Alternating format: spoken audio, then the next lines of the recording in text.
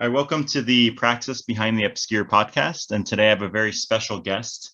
I believe that this is the first time I've had a guest that's pretty much on by popular demand. And so generally, like a lot of guests I have on, I read their books or, I've been into their work for a long time, but this is somebody that comes up a lot in conversation. And what's unique is people are always raving about her courses and the website, which is 22teachings.com. And I'm sure we'll get into that a lot during the discussion. But can you give the listeners a brief introduction and a little bit about your background, like how you got into esoteric studies and practices? Yeah, absolutely. So I'm Naha, and I guess my reputation precedes me, huh? I'm actually really shocked to hear you say that. So that's a nice compliment. I'm glad that your listeners are even aware of what I'm doing in my little corner of the world. Mm-hmm. Wow. So I guess, how did I get started in into esoteric things? Mm-hmm. You know, it really, I mean, everything's like a matter of timing, and we have a motto in the lodge, and our motto is Kairos Kai Synchronia. Mm-hmm. And it's funny to have a motto that doesn't necessarily have a very specifically clear translation, but the translation is and I try to explain it, but the idea of Kairos, divine Mm-hmm. timing or opportunity, Mm-hmm. and synchronia, with the concept of being a group and harmonizing, synchronizing with that, and not only with the people involved, but also with the magical current that we're looking to tap into. Mm-hmm. So it's kind of the Kairos Kai Synchronia is like the concept of kind of being in the right place at the right time. Mm-hmm. And that's really, kind of like the story of everything. I mean, it begins for me. I'm from LA originally, but my parents moved when I was only 5. My parents moved up to Seattle, a little suburb outside of Seattle. Okay. And I was born in 1975, which means it was right in, I grew up in the 80s. Mm-hmm. And that means that in the early 90s is when I was in high school. And if there was a place to be in the 90s at that time, it was to be in Seattle. If you were interested in anything on the fringe and the alternative, that was like the heart of music at the time. Yeah, it's like the heart of culture, really, I feel like, right? In the early 90s, it was sort of like the heart of, the booming rock culture and everything, really, huh? Yeah, totally. And like, it's funny because the whole idea, the whole philosophy, I guess, if you will, is to be sort of, I mean, the music's called grunge. It's like sort of to be like begrudgingly into things, So it's not like there's a sense in the moment of like pride about it, Right. But then it's all like retroactively, it's looking back and like, God, I'm so grateful that I was able to be there. Like, this is a time when, laws were more lax and there was a lot of all ages clubs. So you could actually get into things. Like even now, if there was an amazing music scene, you wouldn't be able to know or like see anything as like a high schooler, Right. You have to be like 21. So anyways, it was just like this really, really cool time and place to be growing up, and it just aligned with everything that I was into, which was whatever it was that was not mainstream. I guess like, a lot of teenagers are, but I really, I was thinking a little even further back, and, growing up, my dad was gone all the time. He worked, he was a traveling salesman, still is to this day, actually. So he was always gone. And I wasn't really that close with my mom. My sister's like, we have a pretty big age gap. And then the schools I was going to, I was in this program where I was changing schools every couple of years. So I didn't even have a friend group that like stuck with me all through, my school years. So Right. I just kind of developed this really strong independence streak, and so put that together, kind of my sort of like adapted lone wolf mentality with the ability to be involved in things that were really underground, whether it be music or skateboarding or whatever it was at that time. And there was this little magic store down on the waterfront. And people that are familiar with Seattle will know there's a place, it's the Pike Place Market, and it's like the old waterfront market. Mm-hmm. And down in the very basement of it, there's a magic store. It's like, stage magic. And they had I used to always like to go there, like when we'd go into the city, we'd go to the market, and then I'd go all the way down. You have to literally go down like 3 levels, and it's all twisty and turny. And you find the magic store at the very, very end of like almost like this weird kind of underground alleyway. Mm. So of course that's like my favorite place to go. And you could buy like, sleight of hand tricks and cards and things like that. Mm-hmm. Well, they had a cabinet, like a locked cabinet. Now, of course, me, maybe it's my Scorpio rising, likes to, I want to dig and I want to be where I don't have access to. So of course I want to know what's in the cabinet, and there was a pack of tarot cards in there, and the box had the Wheel of Fortune on it. Okay. And it's like time stopped. I looked into the window of the cabinet and I saw that Wheel of Fortune, and I was just like, I don't know what that is, but I have to have that. Like I don't even think I knew what tarot cards were at the time. I was like 16 years old. So I ended up getting those tarot cards that day. And that was basically like, without really knowing it, that was like the thing that started me, like literally that wheel, I suppose, started the ball rolling, if you will. And and I was pretty into it on my own, kind of like studying it on my own, but it wasn't like I didn't even conceive of the fact that it was something you could learn from, let's say, like an actual teacher. And I didn't really, I don't think consider myself I don't know that I even knew like the word occult or anything like that. But, I was really into like alternative religions. I also had like no religious upbringing whatsoever. So it was sort of fascinating to me. And again, being sort of this like, punk rock mindset, I was definitely not here for any sort of like standard Christianity, but I was really interested in like Eastern religions. And so kind of, but those were all things, again, I was totally looking into on my own. So flash forward, as I got into my 20s, everything that I was doing was basically, again, I was sort of like past the grunge era of things, and I'd dropped out of college. I tried to go for an art degree, and that, I was just like way more interested in partying, and it was like, again, this idea of like, whatever I'm not allowed to do, that's what I want to do. I didn't have a lot of, my parents were super strict growing up. And so as soon as I could get away with anything, I was doing it. I moved out of my folks' house as early, like I was 17, graduated high school, and like moved out that like immediately. As soon as I could do whatever, got my fake ID and was like going, as soon as I could try drugs, tried it.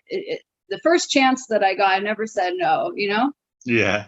And I was just trying to basically kind of like claim my freedom, I suppose, which is funny. Like all of these things now, I see how they tied into, of course, why I'm drawn now to magic, the esoteric, like not drawn to it. It's like, I'm just totally living it. It's It's my whole, it's my work, it's my life, it's my playground, it's my school, it's my pastime, it's my hobby, you know. Yeah. It's all of those things. So anyway, I at the time I still didn't have a teacher or anything like that. And I just kind of, you know, enjoyed my playing with my tarot cards, and I got really into DJing for a long time. Oh, okay. Actually, I had like a 20-year DJ career. Oh, wow. And I think another component of this, like I've been kind of trying to break down like all of the pieces that it took to like get me, because you had sent me this question, like what got me started, and I'm like, I think it's got to be, there was like a few different angles. Yes, it was timing and place. It was the independent factor. It was the contrarian, you know, I want to do what I want, not what the general populace expects me to do. And then the final component is especially when I was younger, and I guess still, I had a real strong competitive streak. And I think I get that from my folks. Like they always kind of instilled that in me. Like my dad, as I said, he still is, he's a vacuum cleaner salesman. And that might not sound like a very like illustrious job, but he takes so much pride in it. And like, he wants to be the best vacuum cleaner salesman you can be. You know what I mean? Right. He has pride in his craft, basically. Yeah. Totally. And I find that really admirable.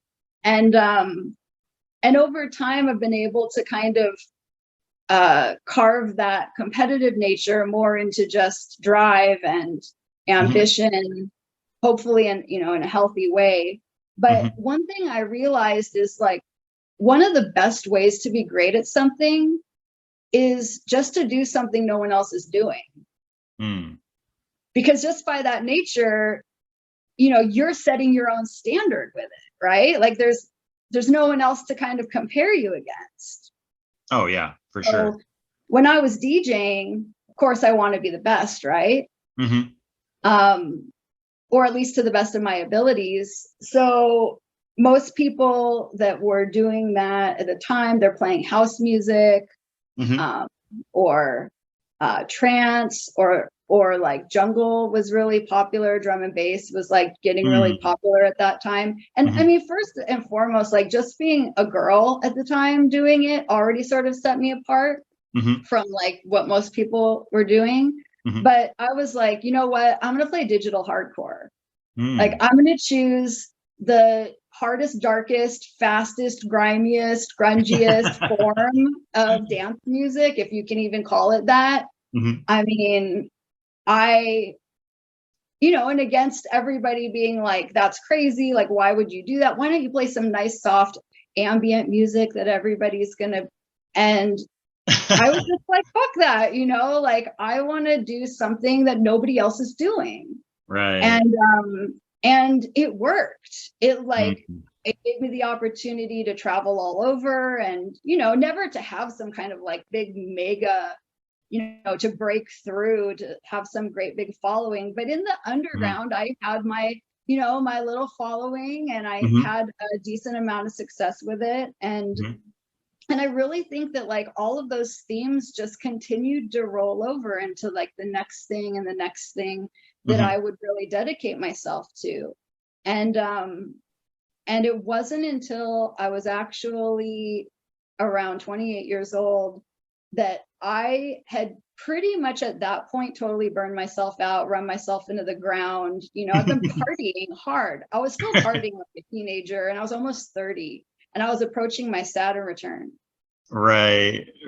And finally, it starts having an impact on your body. When you're 20, you can take a lot, but when you're 28, things change a lot, physically. Yeah, totally. Yeah. Right. And also, like,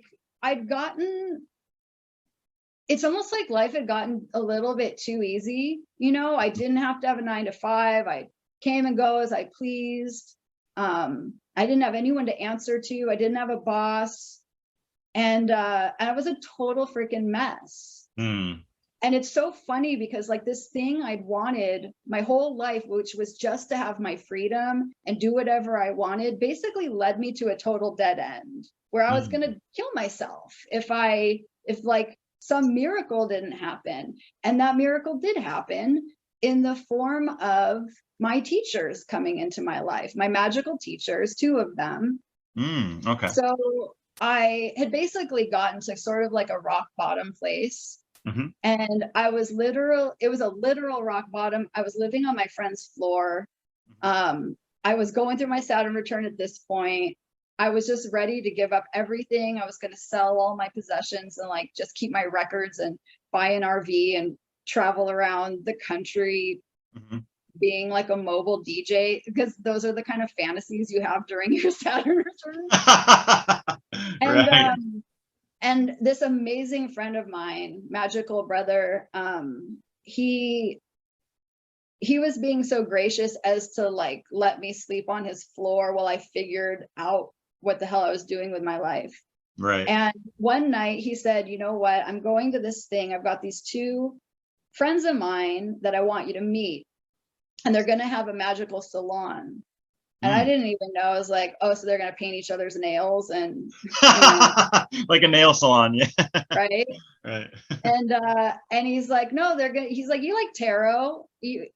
And mind you, I had no understanding at this point of like ritual magic or even magic with a C or a K or like any of that. But it's funny that I bought my tarot cards at a magic store, right?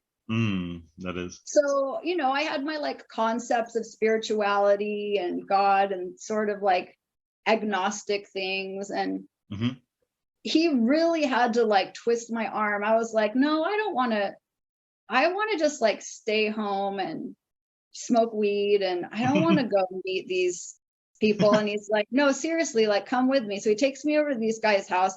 Basically at that time, I think I was like, oh, after I go to the club, like I'll come. And I basically like stumble up the stairs after like leaving the bar, and I go into this person's apartment, and they have like an alchemy lab set up in their kitchen. Oh, wow. Which is like instantly like totally fascinating to me, and just like floor to ceiling books all over, like all these cool old books. So I'm very like, wow, this is cool, right? Was this in Seattle or where was this? This is in Seattle, yeah. Okay. And I meet these guys, and they're, one of them is like, they're both older than me. One is like a couple decades older, and he looks like a wizard. He's got like the gray beard and like the whole thing. And then the other one is like dressed like straight out of the like Victorian era, like like vest and just like tailoring. Right. And I was just like, okay, this is cool. Like these could be my people. And to be honest, like I don't remember that much about that first night. All I know is that what ended up happening out of that original first meeting, this kind of gathering of people that were interested in apparently esoteric things, which I didn't even know I had such an interest in really until I found out that I did. That ended up turning into, over the course of the next few months, a serious magical working group. Oh, cool. So those 2 men took on, people sort of filtered in and out for a little while of these like salon meetings until it got pretty evident that there was 5 people that were actually really serious. And, they introduced me to Kabbalah for the first time. I'd never seen, at least that I had recalled, the Tree of Life. I never understood that the tarot was connected to these other mystical concepts that had anything to do with astrology. I'd never thought twice about Hebrew or let alone ritual magic, like I said. But they started, they took us on, 5 students, as our teachers. And we just got so serious and so deep into it that before I knew it, we had formed a magical order, just the 7 of us. And we were performing Golden Dawn ritual, some Thelemic ritual as well. And we met every single week. and we would, get together in the evening and go late into the night. This lasted for about 3 years. So I was so lucky to meet them at that time in my life, when basically it was like, looking back, I can just see the fork that I was at. One just led to probably just like totally like bottom of the barrel degeneracy, and the other one was like a path to something higher. So it totally saved my life. Like, I credit all of them with saving my life. And I finally found something to take all of those things that I was innately sort of, I guess you could say, gifted with, or accidentally were like things that I was into, and like put it all into a container where it actually had value. Like the competition could become just having discipline, which of course is like one of the most important components of being a magician. And my interest in the unknown, or in whatever's not easily accessible, made it so that all I wanted to do was read and research and dive deeper and go like further and further back in source material. And it's funny because like even the Djing factor and the sort of like that taught me about the understanding, believe it or not, of like energy and like working with energy. Because when you're DJing, you have to like read the room and sort of feel when to sort of bring the vibe up and when to bring it down. And looking it's back, almost like it's almost like a magical group working in itself, right? Totally. It totally is. I mean, you're literally working with a vibration, and you're conjuring that. Exactly. So looking back, I'm like, God, and it definitely lent itself to me eventually becoming a teacher, where I felt comfortable being up in front of a group and, kind of like taking on a leadership role in that way. So that's I probably just like ate up half the podcast talking about the very early beginnings, but hopefully some of your listeners can relate to some of that, because some of it is just like accidents, and some of it's desperation, and some of it's just like trusting the process, honestly. You know what I mean? Oh, no doubt. I think a lot of people can relate, like growing up and not really feeling like, I don't want to go on this track of like, I go to school and then I get this 9-to-5 job and I believe in this religion that everyone else believes in. They feel kind of like this is it, sort of, this is sort of the socially conditioned, I don't know, you would say like mainstream society. They feel sort of alienated and not like there has to be more than just this, right? And they feel sort of, like you said, like a rebel, like trying to explore other things and not really wanting to go down that beaten path, so to speak, right? And so, totally. Yeah, for sure. I'm also curious, you mentioned like you met these teachers and you guys had this magical group. Were there, and you did mention like the Golden Dawn and Thelema and stuff like that. Was it like a specific tradition you guys were drawing off of, or was it kind of syncretic? Like you guys would study different material, like Golden Dawn materials and different other kind of traditions? Well, this is a good question, and it's something that, kind of like plays out into what we're doing at 22 Teachings. Because again, like going in, God, I just think like how lucky I was that I ended up getting, teachers that were really amazing. And in the end, one sort of teaching me what to do and the other setting an example of what not to do. So I got kind of, one of each in that.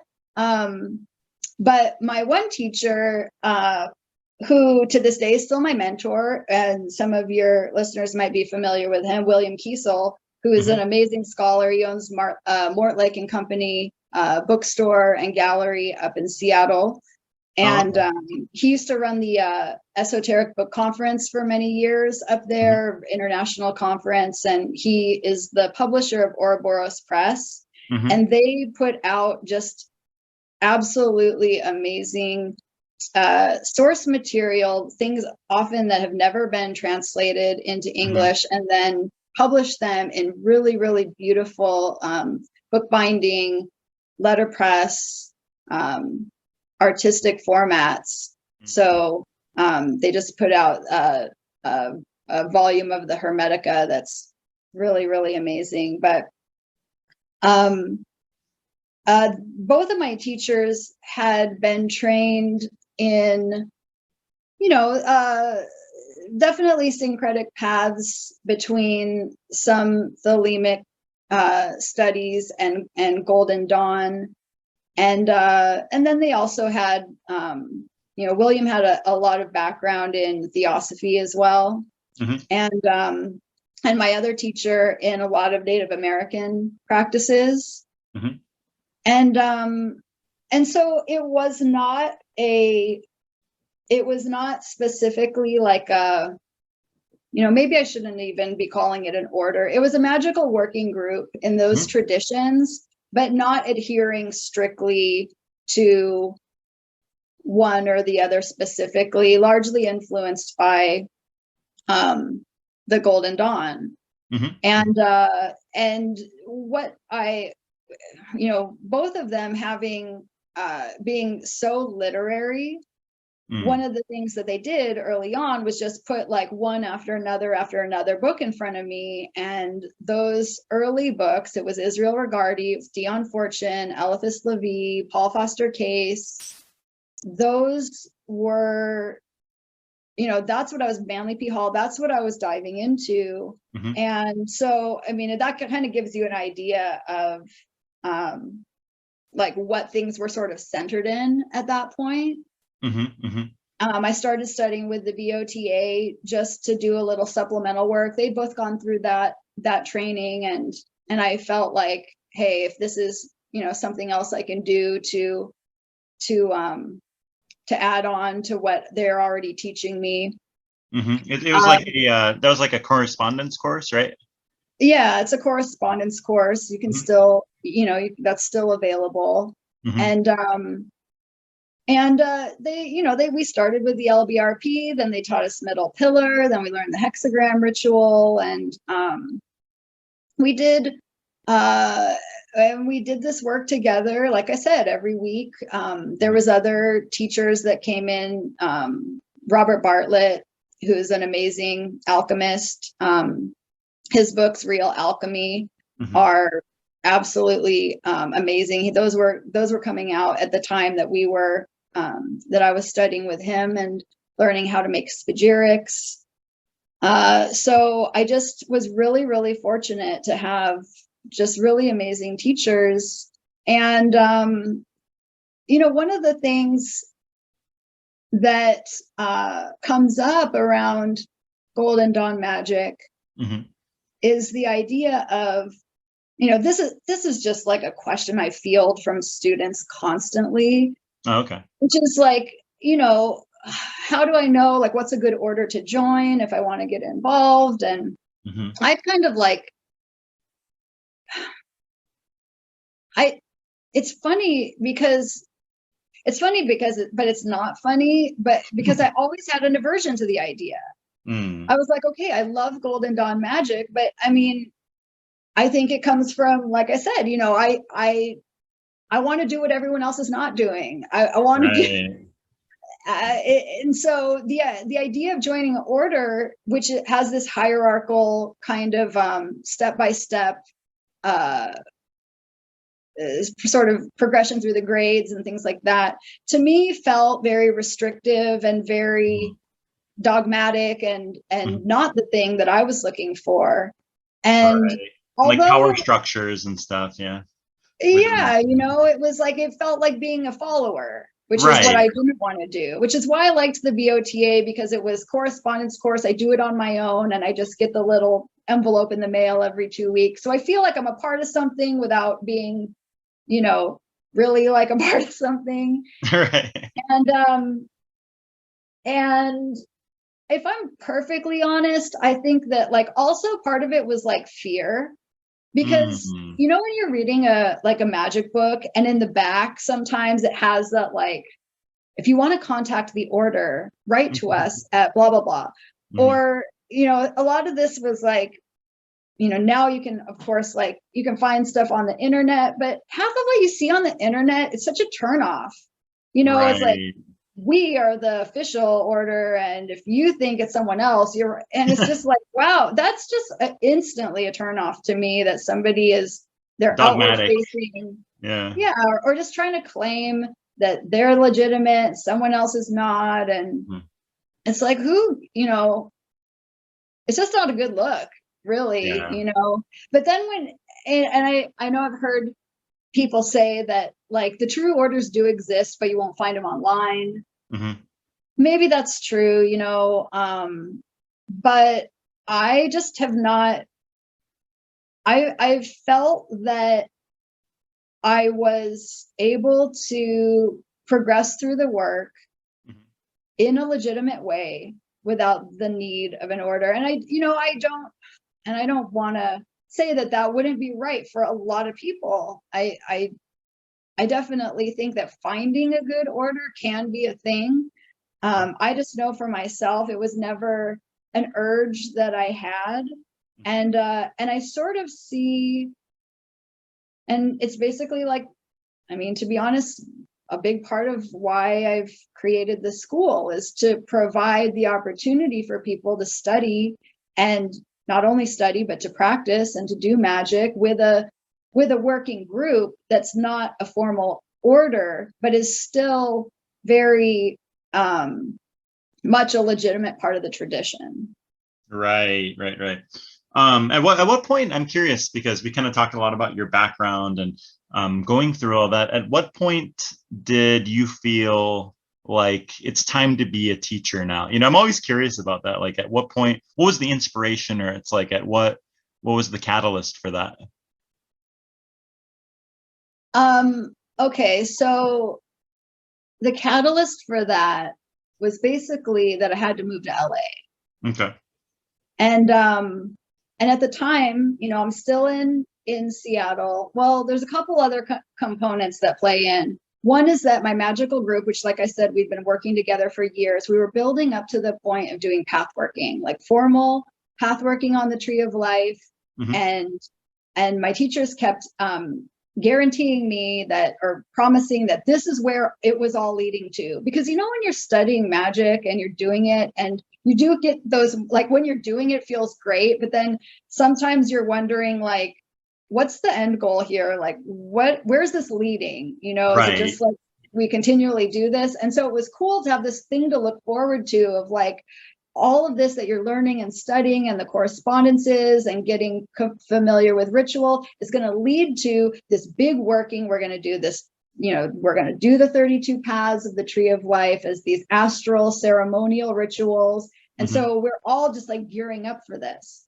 The week before we're supposed to start the path working, a giant rift happens in between my two teachers. Okay. And it was irreconcilable. So like you see in orders over and over again, like you see in magical groups, and I suppose like you see in all kinds of social situations. And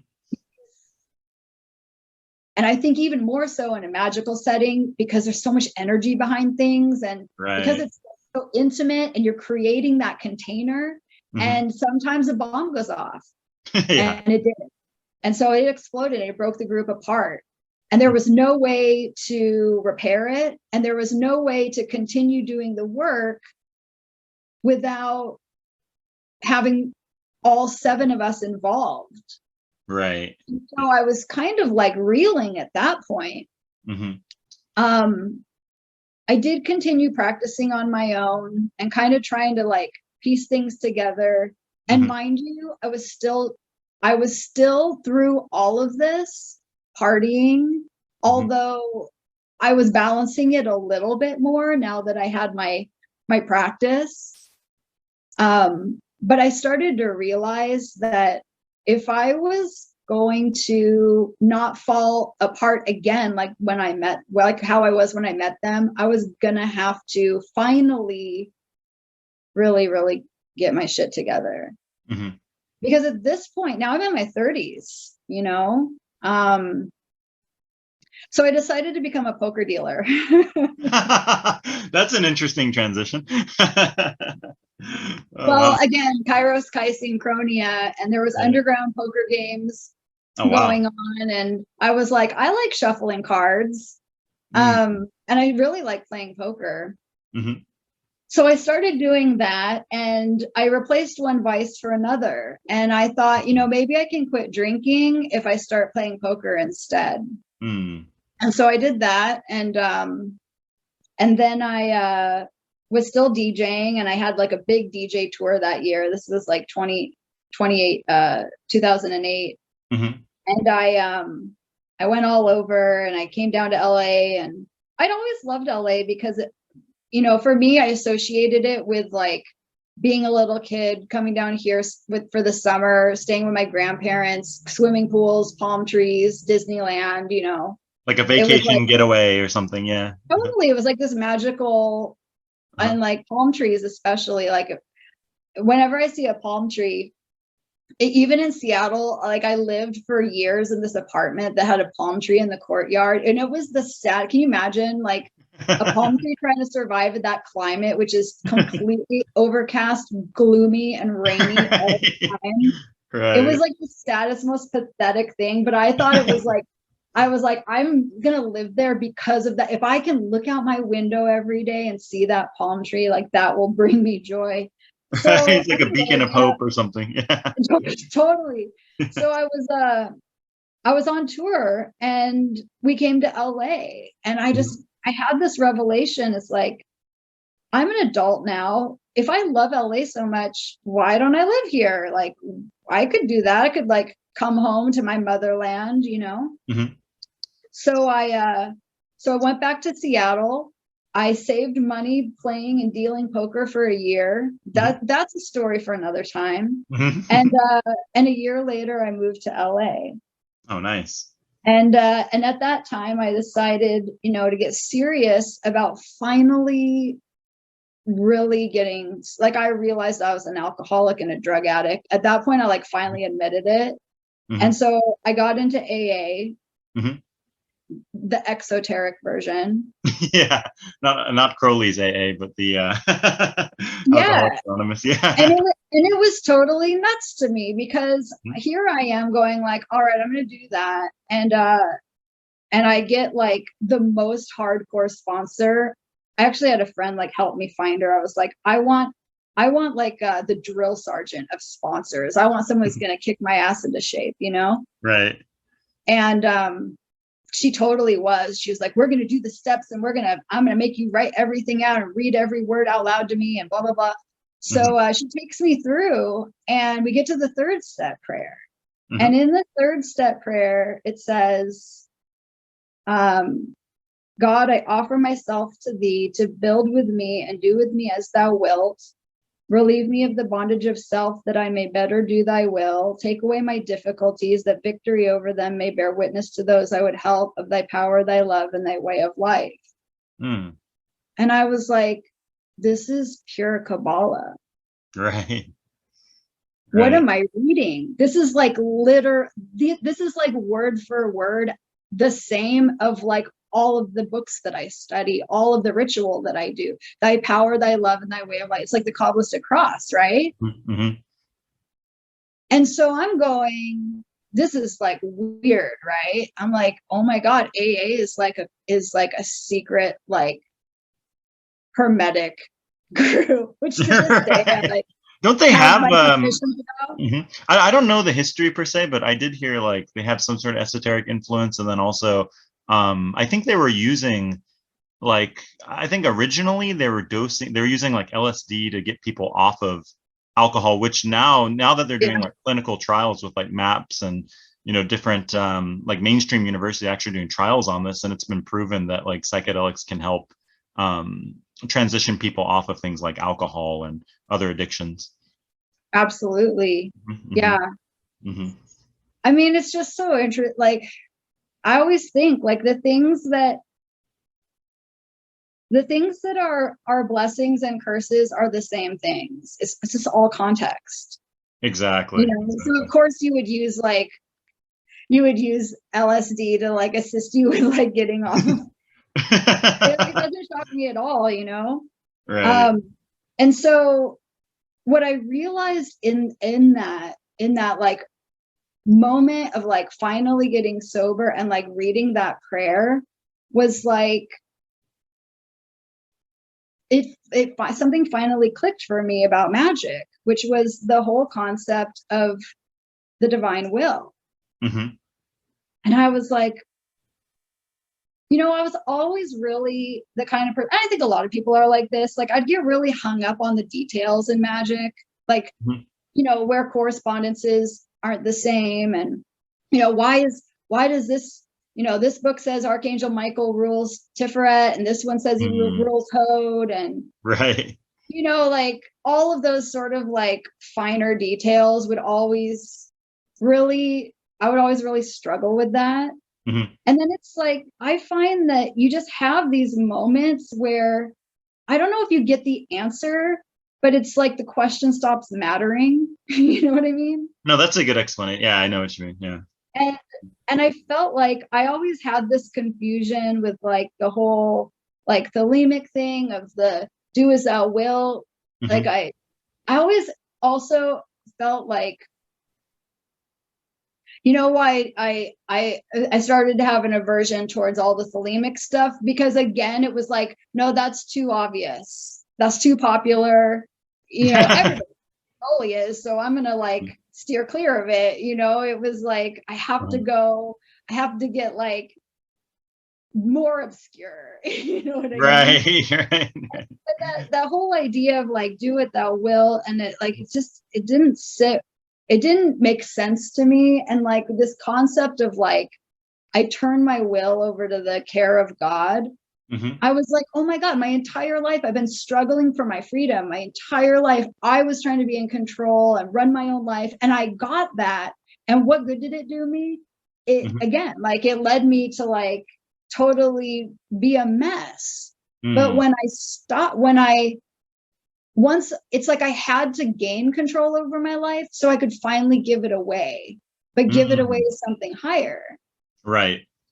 And that it's like at that moment, everything in my life changed. Okay. And I really quickly, I came to LA with no plan, except for my only plan was I'm not going to do what I used to do. That was it. I was like, I don't know what I want, but I know what I don't want. And I'm not going to be a mess. I'm not going to be the like sloppy girl at the after hours. You know, I'm gonna just like hustle like I always have been, like quite a hustler and things. And I just like had this faith. I was a fool. I was like, I'm gonna make it work, you know? Right. And it was like 3 months later that I ended up getting this job at this place that was hiring readers. And I was I've told this story, you know, I don't want to like spend too much time with it, but I'll just say that, you know, the way that I was taught by my teachers was that you can't be a reader for money. Okay. Like don't do magic for money kind of. Yeah. So I started working at this place just as like a volunteer desk person. They were like, we're only hiring readers. And I was like, well, I can't do that. So instead, let me just like, but I just felt like I'm supposed to be here. It was like this metaphysical store is brand new. It's just opening. I was like, you guys need me. Like, this is my forte. I know all about it. I can like help you guys. Like I'll order the books. I'll tell you like what things you should stock in your store. I'll help you hire readers, like whatever you need. I've got it. And so I just started volunteering there. And then one day a woman came in and needed a reading, and they didn't have a reader on, and they said, Naha, can you do it? And I said, you know, sure, this person needs me. I'm here. I'm not going to like tell her no. Right. So I did that reading for that person, and I felt and it was like really great. I felt really good about it, and it sat well in my soul, except for the fact that I wasn't supposed to be. And so after thinking about it more, I eventually asked both of my teachers, pretty quickly after that. I said, look, here's a story. I have this opportunity to become a reader. I know what you told me. I know what the tradition is. I respect it, but I'm asking for your permission, or at least like your thoughts, right? And they ended up telling, they both went and like separately, because of course, like they don't talk anymore. So they both separately went off and like considered it, and they both came back to me and they gave me their blessing. And I had said before, like, if I don't get my blessing from both my teachers, I won't do it. And William said something to me at the time. He's like, and I'm going to paraphrase it, but it's a quote from Dion Fortune. And she says, a tradition which does not evolve becomes a dead faith. Right. And like, I mean, I have chills even just like saying that now, because that almost became like one of the most important tenets, which would eventually become the school. And so, after that, everything just happened step by step. I became a tarot reader, and then I started teaching tarot. That was the first thing that I taught. I had 3 students. I had like a little three-week tarot course, and I taught it. So this is at that bookstore, or the reading center? Yeah, and it was in this tradition of Hermetic Kabbalah. So teaching the correspondences of the Tree of Life, teaching the Hebrew letters, teaching, the way that I had learned it. And after that, I started doing the middle pillar as a monthly ritual. This is back in 2010. And to this day, I still do it. It's been 11 years, and every single month I've led a middle pillar ritual, and without fail. And that has been like, just like such a powerful, amazing pillar of, if you will, pun intended, I suppose. But what do pillars do? They hold up the temple. They support the roof, so so that became those were the first 2 things that I taught, and then it just expanded from there.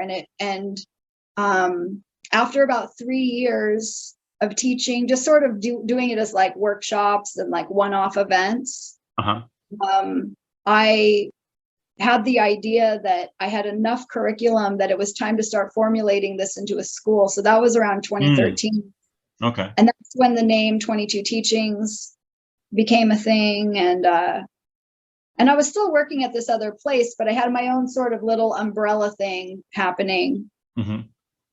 And so that continued, and I kept sort of pushing, like how Kabbalistic can I get without losing my audience?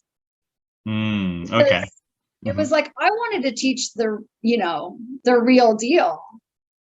And I did teach LBRP, but also in a way, like, to honor the tradition, I didn't teach any other rituals. I didn't teach how to do middle pillar. I led the middle pillar ritual. I didn't teach how to do the hexagram ritual or anything like that. Just like in the Golden Dawn, the LBRP is the only ritual taught to the outer order. Of course, like, anyone can buy a book and learn all the rituals, right? But my idea is not that. So after a while, I was like, I've got students, they've taken everything I have to offer, but I knew I was sitting on this whole, like, all this other stuff I could teach them if I felt right, if I felt that I even had the right to teach it. Like you had the authority or the permission. The permission and the authority, exactly. And so what I decided to do was form like a group of like a private group, but they had to, like, students, they had to apply. They had to have taken everything else. It was like, if you've taken everything and you're ready to dive deep, and they also had to commit to doing like a 6-month training. Oh, okay. And it was closed, and so with that, then I finally felt it wasn't so much me having the authority to teach it as much as it was having students that had proved themselves dedicated enough to receive the teachings, Yeah, right. Getting And people it's that are like, invested, yeah. yeah, it's totally like the idea. And I know this was like a question you had mentioned of like, sort of like the thing that like a trend that I maybe think is like problematic in sort of like modern magic. But Oh, right. Yeah. A listener actually, one of your students, yeah, who's a listener, wanted to ask you, sort of your view on the modern like occult landscape and trends that you see sort of being maybe negative or positive and what have you. totally. Mhm. Well, one of those things, I mean, I've again, like book me another 2 hours and we can talk about where I have a bone to pick. Um, but what ties in with that is the idea that you can kind of buy your way through, you know what I mean? Yeah. Or even like, I mean, it kind of ties in a little bit with some of the mindset about joining orders. And again, not to say that that can't be extremely valid, but you also run the risk of the egoic urge to rise through things maybe before you're ready to, or because Sure. somebody else is granting you an initiation. And William and I talk about this all the time. And his perspective is that the only true initiation is the one that happens within. It's not like you can do someone can perform an initiation ceremony on you, but that's not, someone can pass on a spark to you as well. But a real initiation is something that happens because of your merit, because you've earned it. And it is an interior aspect, Right. Yeah, So, well, yeah, definitely. There's I quote this a lot. It's Chogyam Trungpa Rinpoche, one of the first Tibetan lamas to come and teach in the West in America, and he would always talk about spiritual materialism and the Western mindset trend of like acquiring things. Like I'm going to acquire the next teaching, then acquire the next practice. It's sort of treating it with that same mindset that you treat, whatever, getting a job or collecting new cars or what have you, right? yeah, or I want the title, I want the certificate, whatever it is. And so it's been kind of like an interesting spiritual materialism. I mean, God, especially in a city like LA, which is like the axis of spirituality and materialism, you know what I mean? Yeah, right. Exactly. So yeah, I mean, it's something that I really just think that is important for people to be aware of. And so all of that, really kind of affected and continues to affect how I roll out my curriculum. And eventually, I was very hesitant to offer any certification course. People always ask, oh, when I take this course, do I get certified? And again, I was like, well, I'm not, what, I'd be a rich lady if I just gave out, crystal healing certification, tarot certification, like you name it. And I could totally do that. And if I was just an entrepreneur, I mean, come on, that's what everyone is asking for. Right. And in time I said, you know what, maybe the class I started with, the tarot, which now has gone from a 3-day course into a 9-week plus course. And I do offer a certificate. And in order to earn that certificate, you have to take prerequisites. There's a 2-day intensive before you do the course on magic, not philosophy and like things that people think have nothing to do with tarot. And you have to pass a test and you have to get 80% on it. And the test is not easy. And, it's the only way for me to feel comfortable in saying, like, I want to know that you did the work and that you're serious. And then I'll put my stamp of approval, you know? Mm-hmm, mm-hmm. And it's funny too, because it's like, I don't want to snuff out the fire of somebody who's really eager. Mm-hmm. Because there is that student who will go like, oh, I'm so excited, want to do the next thing and the next thing. And maybe they are kind of like, maybe there is that part of them that is like, yeah, maybe it isn't even like a physical materialism, but that sense of like attainment. Yeah. Mm-hmm. And so it's something to be like considerate of like, how do I provide continual avenues for people, but then not just give everything all at once in a way where you can just, as I said, kind of like pay your way through it. Right. And it's caused me to really, really, I don't know, sometimes I do things, I don't know why I do them, but I've been thinking about this a lot, like, you know, I've kind of pumped the brakes a little bit coming out of the pandemic with the amount that I'm teaching, because I had so many students, because everything opened up online, and I had so many good students, I should say, have not had, amazing students who are like, make it as esoteric as you want, Naha, we're here for it. We want to study something specific. You know, the teachings have gotten very, the track has gotten narrower, although narrow is still infinitely wide, but you know what I mean? It's been more focused. Yeah. We're focused, and the students have been focused, and you know, just to fill in the gap, it's been it was in 20, God, it's hard to remember time sometimes, 2019, that I finally went and opened up my own physical location. So for all of those years of kind of building the curriculum, we actually have a brick and mortar school now. And then, you know, less than a year after opening it, the pandemic hit. And then I went online, which I never would have done otherwise. And I had just this amazing influx of all of these students from all over the world that are not only like, I'm not needing to trick them into being into this. Which I always felt like right. You don't need some marketing or slogans or whatever. Yeah, totally. Or try to be like, oh, I'm gonna teach you how to read the cards, and be like, all right, sit down and learn Hebrew. You know what I mean? Right. It's always been like, I hope that I can get people, you know, living like, give it a chance. Like if you're a serious student, like you'll get into it. But now people, they have more awareness, they know about it, and they want it. And so they're coming into it with that. But I do think that,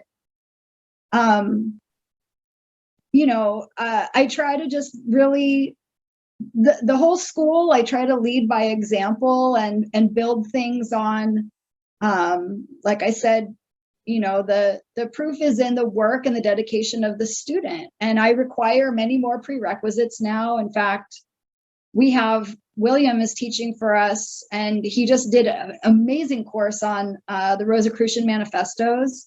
And the Orebro Press put out those not so long ago too, right? Exactly. Yeah. He had published that, and then I was like, God, you know, he's always asking me what do I want him to teach, and that's what, you know, I had remembered him teaching me about that years ago. I said, I would love it if you would present the Rosicrucian teachings and philosophy and take us through that. And he did an amazing course, which is available now as the recordings.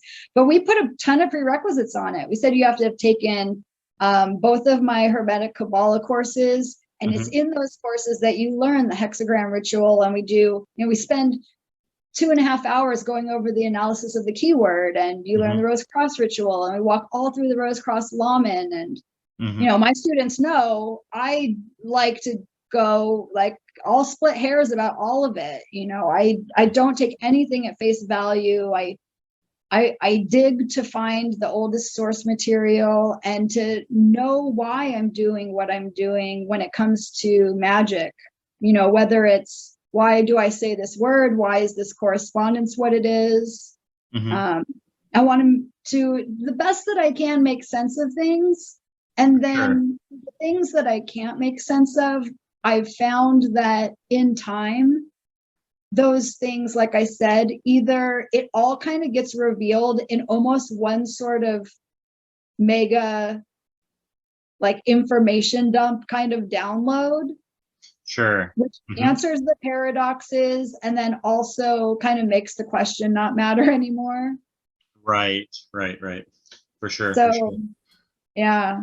Yeah, people, I mean, like I said earlier in the podcast, people are very, very much so rave about your courses and just the quality of teaching. And just from hearing you explain it, sounds very developed and very detailed. And because, I mean, anybody can go into a bookstore and get, you know, the Llewellyn new book that has the same 2 rituals in the, like, Totally. there's probably like 500 books published every year with like the LBRP and like the same sort of rehashed, recycled explanation, and it's not really, but it sounds like you're going into a lot of details, and the curriculum, it almost sounds like an intensive university, like prerequisites, and like you actually have to like show that you're doing it, not like not necessarily like you're just using it as some sort of information entertainment or something like that, right?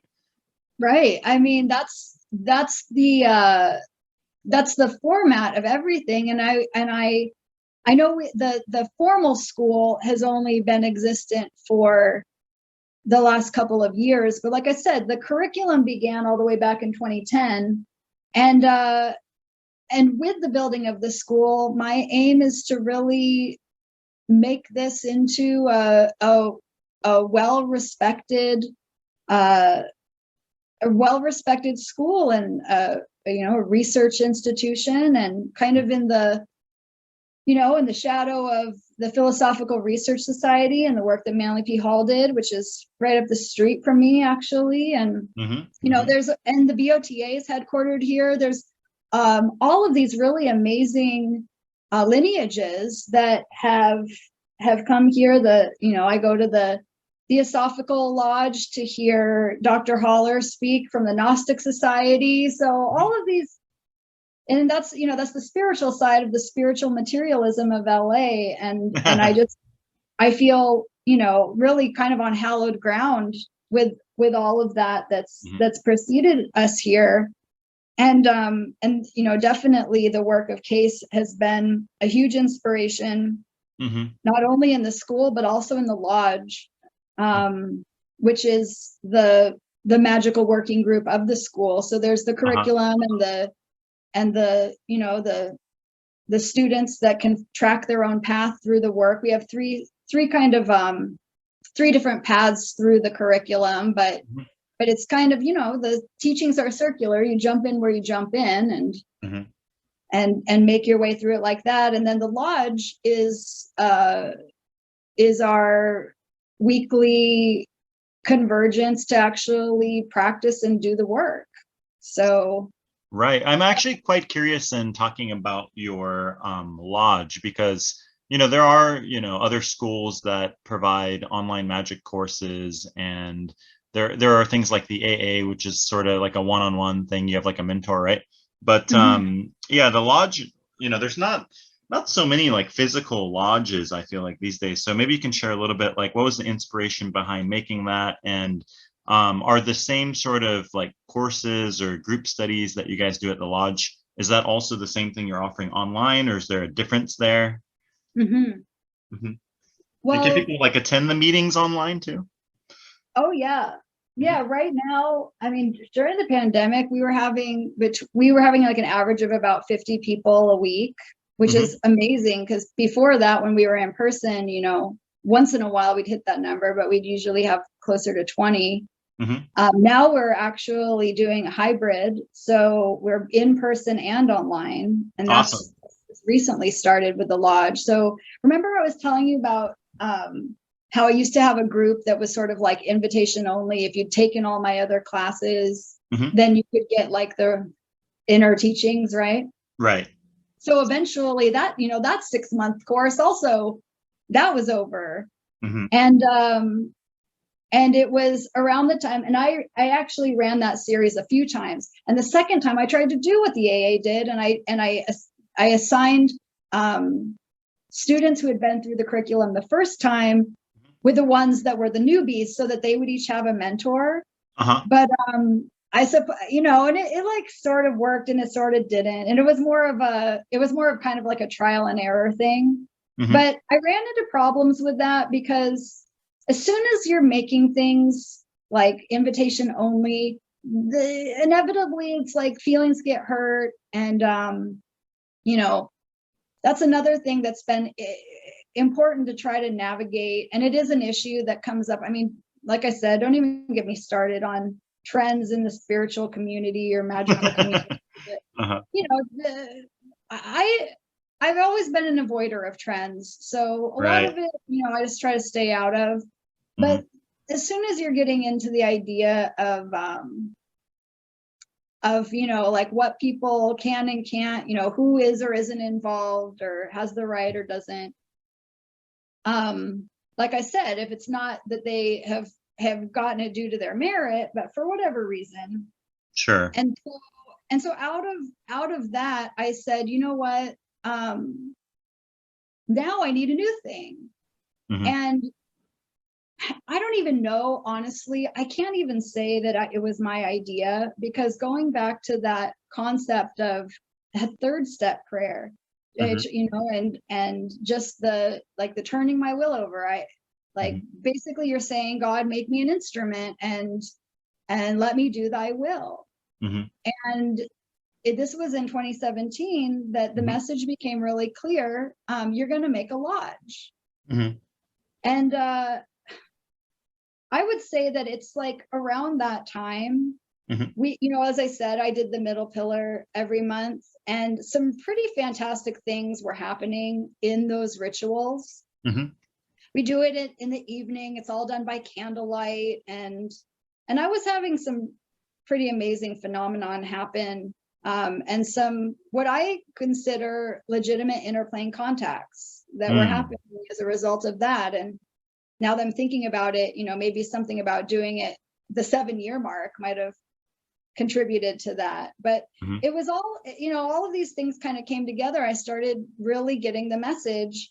I felt that my work was just totally being directed by something beyond me. Sure. And I got the message, make a lodge. And you know what my response is? Are you freaking crazy? No, thanks. I was like, I would never be so bold, or, you know, I might have a lot of drive, but I would never be like so full of myself as to think that I had the capacity to make a lodge. And I was very quickly assured by my guides that I didn't have a choice, that this was the next step in my magical studies and career. And it was basically like, just do it, you know, just do it and don't worry, like we'll tell you what to do. And I just started it. And of course, like with assistance from my mentor, you know, and then I had all these students that had been really studying in depth. And so they were grounded in the Western mysteries. They knew the work, they knew the rituals. And we just kind of like jumped in and we started going week by week. We started with the major arcana and presenting one of those every week, and then doing a ritual working around the associated letter and the key. And I have to say, I was really largely inspired by the temple work at BOTA as well. You know, they have a Sunday service. And it's kind of, you know, I call it the Wizard Church. Is that Poke Runyon's the one he's involved with? It's not Poke. I want to say, is he down in New Mexico or something like that? I'm not so sure, to be honest. Yeah, I'm not sure either. I love that guy too, though, by the way. Oh, yeah. No, BOTA, that's Paul Foster Case's organization, and it's BOTA. I'm sorry, BOTA. Yes. Okay. And so you walk into the temple, and you imagine, like, I'd been taking the correspondence courses for years before ever and so I was so excited, like, oh, I can go to the actual place. And you walk in, and the structure is very much like a church, and the service is very much like a church service.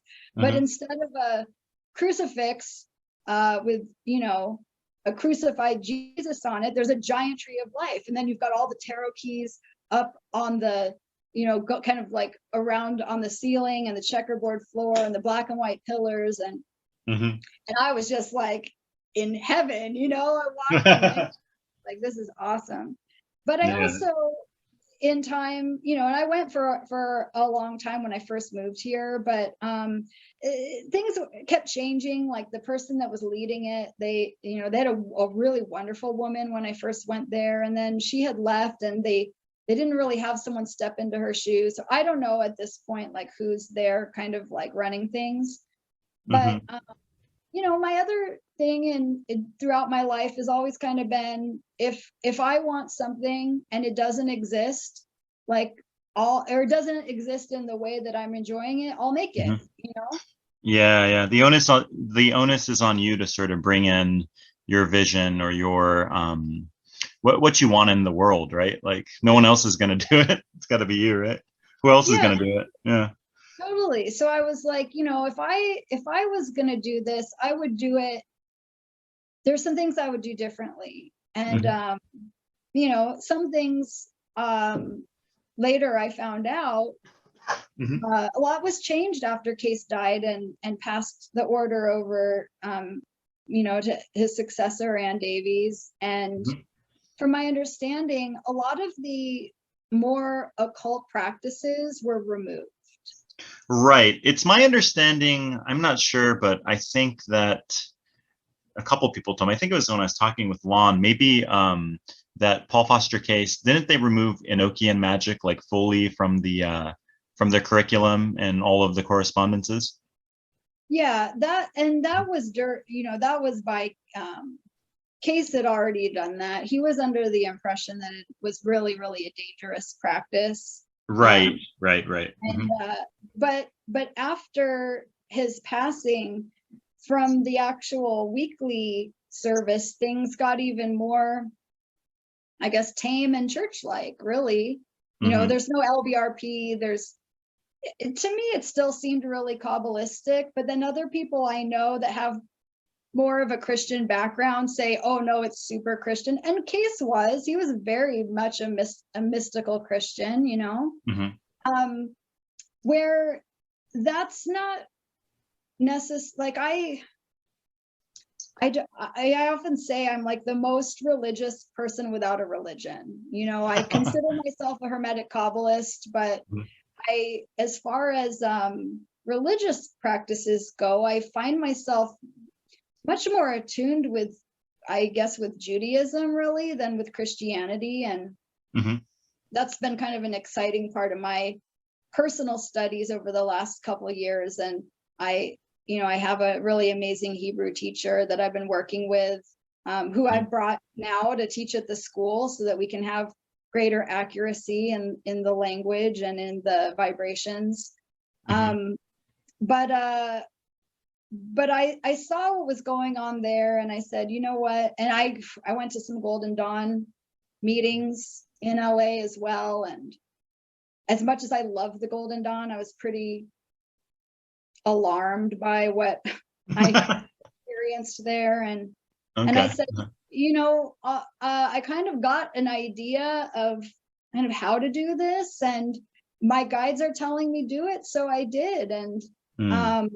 And now we're in our 5th year, and that's, like I said, our weekly meeting, and it's Come As You Are, and now it's online too. And as far as what we do there, it's all structured as primarily practice, but then with the theory sort of in the center of it. But even the teachings are they're melded with the ritual. So if there is a topic, and it's great, like, the wonderful thing about being a teacher is whatever it is that you want to learn more, that gives you like a new topic to research, so there was a lot of times in the lodge where I would just feel like, wow, this is something that I've kind of sort of understand or read about, but I haven't really like put it fully into like I haven't done a practice with it to fully incorporate it, which is another, that's called being an armchair occultist, right? Right, right. And so, I would take a particular topic, whether it be like a figure in just magical history, whether it be like a deity or an actual historical figure. Different series we've gone through. We did the Sefer Yetzirah chapter by chapter. We did Kabbalion chapter by chapter. We did mystical Kabbalah. And for each chapter, we then do a magical working inspired by that chapter as a way to have that interior initiation and kind of tap into and integrate the teachings on a much deeper level than just reading alone would provide. Sure, sure. I'm sure this is a question that a lot of people ask you, but in your experience, what do you think is like a good balance between, doing studies? There's people, like you said, armchair occultists who they know all the details and history, but they don't actually, practice or have direct experience of these things by actually doing them, right? And then on the other hand, maybe some people kind of skip the books and just go straight with like direct experience. Do you think there's like a good balance point there, or do you think it's sort of a individual by individual basis? Well, yeah, I mean, I think that if I had to say for myself, I think it's like the twin serpents of the caduceus. They work together, they're inseparable. It's exactly 50-50, and one sort of flows into the other one naturally. But I'm sure it's different for different people. There's been, I think there's value in being really in deep in your studies. And of course, there's been times in my life when I wasn't practicing as much as I was researching. And then, either way, you go off in an extreme and it's a disservice. And I think that there's so much value in just being extremely intuitive, especially in your magical work. And I think a lot of people come into magic in that way, and a lot of people are doing magic without knowing it, or maybe they get into things through more like tangible methods. They burn sage in their house, they maybe light a candle, they do a new moon ritual, they do things not necessarily in some kind of formal, they're not scrying on the magical square of Yesod, but they might be doing something that's actually extremely effective in a lunar working. And so I don't think you can disregard the intuitive side of things. But for myself, I have to have the science part of it. I think, the full name of the school, 22 Teachings School of Hermetic Science and Magical Arts. And I do think of the science and the art, they're sort of like the spheres of Netzach and Hod on the tree. And they, it's those two sides, like you're saying, studying and research and diving in. But then there's also so much that you learn from the actual, the practices. And yeah, I think there's value in both. And I think sometimes I think often it's like the more I learn, the less I know. Right. Like, as I said, the path is narrow and it's infinitely wide. So the destination is the same as the original source. So no matter how far you climb the ladder, like do you ever actually move in space, or is space just moving around you? And right, so endless, for sure. I notice a lot of people, though, they are I guess the fact that there's so many books out like every month, and there's always, you know, either new books or sort of like research done on old source materials or grimoires. And I feel like I've seen, at least now, I've heard, you know, 20, 30 years ago in the occult, it wasn't like this.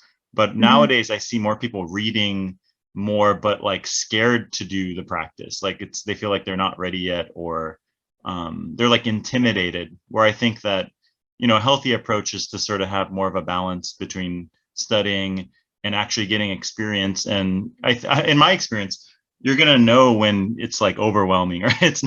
It's going to be, there's going to be a clear experience or sign that, oh, maybe I need to kind of go back to more fundamental things, or, you know, work on the more basics, right?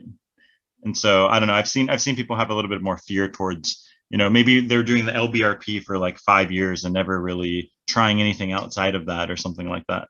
So yeah, I don't know. That's what I've seen, at least. Yeah, and I think that, you know, the opportunities are not necessarily, they can definitely be intimidating, you know, and you think, like I said, thinking about a group, and or when I have dabbled and looked for groups to join in the past, and they say, like, write a letter and tell us why.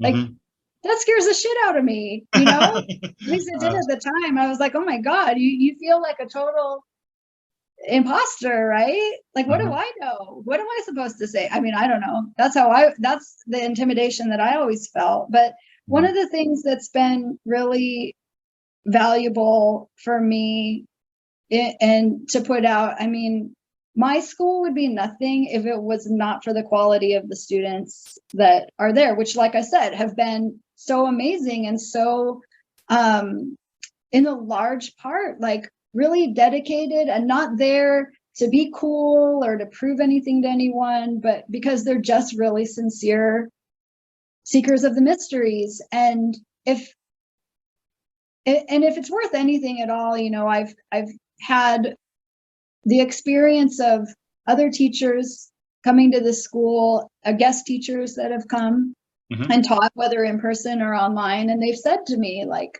your students are so amazing. Like, they're such an amazing group. And you know, I pride myself on their diversity and you know, just the lack of attitudes and you know, a lot of it is like, I think for myself, I have like really pretty strong boundaries. And so that has gone a long way to be, in turn, sort of help to protect the students. And my attitude of it being, you know, designed like you said, like a university, like an academy. Right. There is some sense of like, okay, like, that's something I understand. It's not a coven, you know, it's the lodge is not an order. It's simply an open format convergence. Anybody can attend, you know. Okay, so it's not, you wouldn't say like it's a closed system order. It's not like strictly Golden Dawn, strictly this. It's more of an open source, sort of syncretic magical order or magical study group, I guess you would say. Yeah, I mean, I consider it a magical working order that's evolving the tradition, largely stemming from the Golden Dawn, but also looking to rectify some things, looking to, you know, largely formulating a magical system of our own. And a lot of that is stuff that's just come through to me through my continued work. You know, I also have a private practice where I read tarot still to this day, and I do middle pillar healing with people on the table, like in a clinical setting. And that has been totally the source of so much of the actual training that I've gotten, is like what's come through from doing those one-on-one workings. And I received a lot of the instruction actually in like how to do the lodge. And there's areas where we deviate from other orders, Mm-hmm. or from orders in general. Mm-hmm. And it's and I feel like it's hard to say like in any sense of like specific percentages, but I would definitely say that at least 25% of what we're doing is unique to our school. Mm-hmm. And yet I, call me crazy, but I do believe that we are a contacted group. Like I said, I have faith in the fact that the guides that I connect with that keep pushing me forward to do the next thing and the next thing, that they are, that, what, obviously operating beyond time and space, but it's the fact that I even have the school itself. It's a miracle. Like I said, when I was instructed to do the lodge, I would never have thought it possible. And to build the actual school, are you kidding me? Right. So one little final like key point I think in all of this is, so that path working that I always wanted to do, right? Mm-hmm. When I got to LA and I started working as a professional wizard, that was one thing. I was like, okay, now I'm tapped into this. I was tapped into a magical community. Sure, they weren't Hermetic Kabbalists. This person, they're a witch. This person's a Reiki master. This person is into the Celtic tradition. This person does Santeria. It was a very diverse cast. Mm-hmm. And I said, I got to do that path working. That's some unfinished business in my own magical career, right? Mm-hmm. Little did I know. So, I kept trying to find somebody to do it with me, because I was like, you can't do path working on your own. So somebody's got to read it. The other person's got to, I kind of imagined maybe if I just had one other person, that would be enough. Mm-hmm. And so I struggled with that for years, because I'd find someone, then they'd fall through. And, Mm-hmm. that's when, like I said, I looked to a Golden Dawn order, because I thought like, maybe that's the only way it's going to happen. Well, no, that was weird and cult-like. And Mm-hmm. so after having the lodge for a few years, finally I was ready. And we did a pathworking series. It took us a year and a half. Mm-hmm. And we did not just 32, we actually did 33, because we ended up doing along the way there too. But we did that completely, just like so powerful. At the time, it was the most profound magical working I'd ever done, to do the complete astral projections through every path. And we had this core group, maybe it was like a dozen people that were there every time. We did 2 a month. Mm-hmm. And I really believe that the school was born out of the pathworking. It was during the time that we were doing the pathworking that the actual brick and mortar physical school came into existence. So I think that these things are tangible results of, me being dedicated to the practice. And I'm actually planning, after doing the pathworking, I was just like, that changed my life. It's going to be probably decades before I'll be ready to do that again. Mm-hmm. And now with all these new students, people are hungry to do it. And I'm actually getting really excited. And I've been telling them I am going to be offering the pathworking again. And, nice. So via your website. Yeah. Yeah. I imagine we're going to do it hybrid, like how we're doing the lodge. Mm-hmm. Because I never would have done online classes. Mm-hmm. I'm so anti technology in so many ways. Well, I should say, but my mind has changed a lot about that. And I still think that there's nothing like the in-person experience. There really is. And especially being back now a little bit, mm-hmm. Like I said, having the lodge and being able to hear everybody's voices and toning together is so powerful. Mm-hmm. But the work has been powerful in a different way. and Sure. and being able to reach so many people, and a lot of people who are like, there's nothing like this where I live, so I would have never had the chance. Right. Expands the reach quite a bit, you know. I mean, people, like you said, if people can kind of join in these meetings through like live streaming, you know, of the lodge meetings, then instead of just the LA greater area, you have people in Europe and Asia and all over the world who, like you said, wouldn't be able to join, but are sort of hungry for this experience, right? And how cool would it be if someday those people establish an AM Lodge, Arboretum Mysticum, in their nook of the world? You know, I mean, Right. that's the greater vision. So the guides tell me, you know. Well, what would you say, talking about like greater vision, what do you see the vision of this lodge or this school being like? Is it to connect with divinity? So is it to know yourself? What do you see the overall like path being? I mean, you just said it. Mm-hmm, For mm-hmm, me to try to put anything else on it, that already encompasses everything. mm-hmm, You mm-hmm, know, it's an opportunity for all of us to work upon ourselves and heal ourselves and contact that, um and just be doing it, you know, be doing the great work, and have the support of a group to do it with. mm, And beyond that, I mean, that's the point of all of the practice, really. mm-hmm, mm-hmm. Most definitely. Well, you did mention you will eventually release a pathworking course or be doing that live somehow. But other than that, are there any other like projects coming up or new courses out that you want to mention that the There's so listeners many, might want to check out?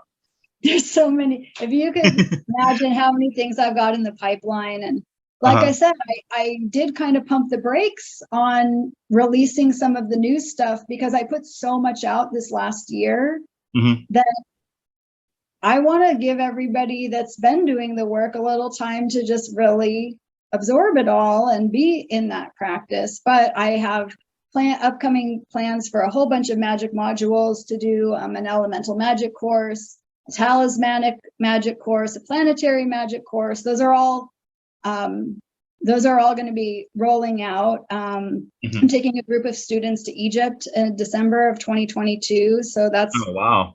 going to be our first big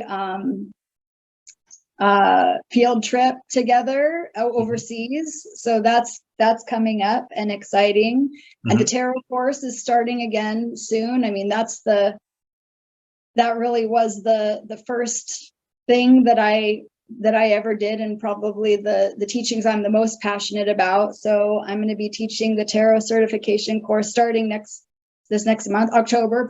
Perfect time to start diving Mm. into that, you know. And Are other the than that, courses, I'm curious, are these like, because you're mentioning you're starting in October, so do you constantly do like live updated streams, or is it sort of like recorded modules that anybody can kind of jump in anytime?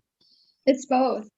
Okay. So there's a whole library of stuff that we recorded over this last year. Hmm. And it depends, like some of those things, if you know, like the ritual trainings, for instance, Hmm. learning the solar adorations, learning LBRP, those are transmissions that can be super affected by just doing them as a recording, where some things it might be, you know, it's nice to do it live and have sort of, especially things where current events come into play, like the tarot or the astrology course. Hmm. Those are two which, you know, we continue to run them a few times a year. We have an amazing faculty. It's not just me. We've got our astrologer, A.M. Penn, who's absolutely amazing. We've got Vanessa Baltadano, who's about to teach an ancestors course. That Hmm. one's going to be new and coming up also in October. And then we've got, of course, like I said, William, and a lot of his, you know, he has master level Hmm. classes, and there's a lot of it's available. The Rosicrucian course is available. He has alchemical classes. So it's a mix. You can jump in and get the recorded stuff, or you can see what the upcoming live/online things are. But yeah, we just continue to put out new things all the time. Okay, cool. In general, where can people find you? Maybe you can mention the site, or are there other like social media places that people can find you? Sure. Yeah, 22teachings.com is the hub for everything. And it is a labyrinth of a website. I mean, if you can go on there, do it on your computer, because the menu itself is so dense. And it's so funny when I have students who are like, wow, I've been on here for 6 months and I never even found that you have this whole section on like whatever it might be. So Right. People have definitely told me that the website, it's really hard to navigate, and it's very unclear how to even like find things. And I say, you know what? Welcome to the mysteries. Hey, welcome to the real better world. get used to it. If you think that you're gonna find a nice, clean, easy way to figure this out, like if you can't navigate to your first class, maybe you're not ready. It's a screening mechanism, seeing if you're serious or not. Totally. Are you all in, or 1 foot in, 1 foot out? Totally. You gotta sweat for it a little bit. So, I do hope to make it a little more functional in the near future. But that's the best place to start. And like I said, if you can spend a little time poking around, there's tons of free classes on there. There's lodges that you can download for free. The whole Kabbalion series, the Sefer Yetzirah series, that's all posted on there for free.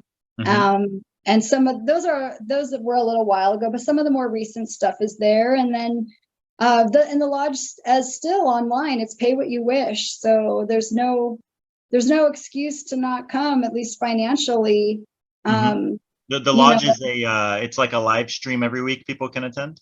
Yeah, it's every Saturday, and it's just kind of like you just jump in. People will say like, oh, I don't want to jump in the middle of a series. But think about, it's kind of like when you go to church, you can't wait for like the day that they're like in the beginning, you got to just start going wherever it might be. And everybody's there. Everybody's a newcomer at some point. So Sure. It definitely feels a little safer, I think, when you're in the comfort of your own home. So the only thing that we ask is that people that attend, that they show up to participate and not just be observers. And then other than that, social media, Naha99 is my regular account, and then 22 Teachings we're on there too. And those are the main spots that you can find things. Okay. And then the live lodge meetings you mentioned, they have like ritual components and also lectures, or is it kind of a combination of both? Yeah, it's a combination. It starts with ritual, and then there's usually a little teaching in the middle on whatever the topic is, and then it goes into an interior temple meditation at the end where we integrate those teachings. So we have a new series actually that's coming up. It will be starting before the end of the year, hopefully sooner than later.